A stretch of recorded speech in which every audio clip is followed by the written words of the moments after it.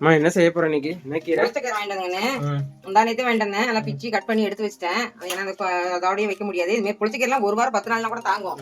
அதனால எடுத்து பிச்சு அதெல்லாம் எடுத்து வச்சிருக்கேன். நீ புளிச்சக்கீரை தான் கிடைக்க போறேன். ஆமா, ரொம்ப நாள் ஆயிடுச்சு புளிச்சக்கீரை செஞ்சு. அதனால கத்திரிக்காய் போட்டு செஞ்சா இன்னும் சூப்பரா இருக்கும். வெறுங்கரையா கிடைக்கிறதோட கத்திரிக்காய் போட்டு செஞ்சா நல்லா இருக்கும். அதுதான் நீ செய்ய போறேன். தேவையான பொருள் பச்சை மிளகா எல்லாமே எடுத்து வச்சிட்டேன். எல்லாமே போட்டு கத்திரிக்காயும் புளிச்சக்கீரையும் போட்டு வேக வைக்கணும். வெந்ததுக்கு அப்புறம் இதெல்லாம் எண்ணெயில வணக்கி விட்டு கீரை எடுத்து போட்டு கிடைஞ்சோம்னு வச்சுக்கோ, அவ்வளவு சூப்பரா இருக்கும். வாங்க எப்படி செய்யறதுன்னு பார்க்கலாம்.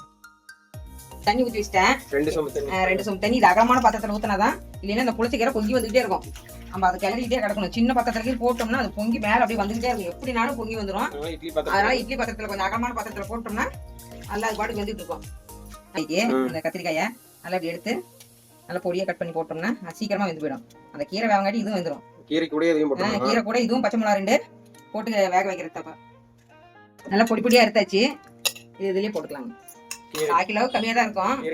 கீரையிலேயே அந்த காயும் போட்டு கத்திரிக்காயும் போட்டு பச்சை மிளகா 2 வரமிளகா வறுத்து கொட்டி கிடைக்கணும். அதுக்கோசரம் பச்சை மிளகா மட்டும் 2 மட்டும் போட்டுக்கலாம். 2 மிளகா நல்லா போட்டு இந்த மாதிரி ஒரு கிளறி விட்டு மூடியெல்லாம் இது வைக்க முடியாதுங்க. மூடி வச்சோம்னா பொங்கி வந்துட்டே இருக்கும்.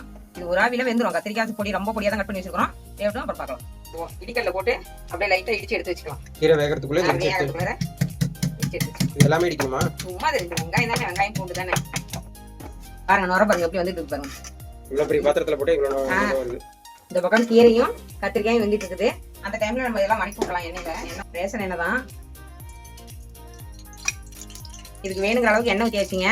கொஞ்சமா கடுகு உளுத்தம் பருப்பு, கடுகு பொரிக்கும். வீட்லயே போட்டு வச்ச வடகம், போன வருஷத்து வடகம், அதுவும் இதுலேயே போட்டுக்கலாம். வடகமா போட்டு தாளிச்சு கொட்டி கிடைச்சா சூப்பரா இருக்குங்க.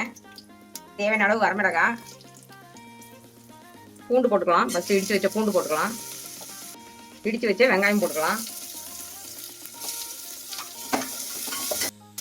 வெங்காயம் வணங்கிறதுக்கோசரம் உப்பு கொஞ்சம் போட்டுக்கலாங்க. தேவையான அளவுக்கு அப்புறமேல் பார்த்து போட்டுக்கலாம். தக்காளி இதுலேயே போட்டுக்கலாம். நான் சின்னதாக 3 தக்காளி எடுத்து வச்சிருந்தேன். அது இதுலேயே போட்டுக்கலாம். பெருங்காயத்தூள் கொஞ்சம் போட்டுக்கலாம். கொஞ்சமா மஞ்சள் போட்டுக்கலாங்க. நல்லா இருக்கும், கலரா இருக்கும். சுடுதண்ணியில ஊற வச்சிருக்கிறேங்க. இந்த புளியும் இதுலேயே சேர்த்துக்கலாம்.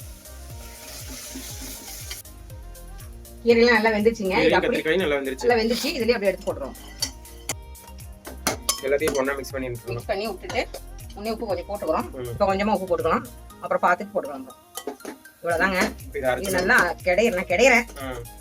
கிடைய முடியாதவங்க மிக்சில போட்டு ஒரு ஓட்டு ஓட்டிக்கலாம். இல்லைன்னா உரல் இருந்துச்சுன்னா உரல கூட போட்டு ஆட்டி எடுத்துட்டா சூப்பரா இருக்குங்க. இந்த மாதிரி நீங்களும் செஞ்சு பாருங்க. நான் கிடைஞ்சிட்டு பார்க்கலாம். புளிச்சக்கீரை கிடைஞ்சாச்சுங்க. மஞ்சள் போட்டனால கலரா இருக்குது. நீங்க மஞ்சள் வேணும்னா போட்டுக்கலாம், இல்லைன்னா பச்சையா இருக்கும். நான் மஞ்சள் போட்டு செஞ்சுக்கிறேன். இந்த மாதிரி எப்படி பார்த்துட்டு செஞ்சுட்டு சொல்லுங்க. அடுத்த வீடியோல பார்க்கலாம். பாய்.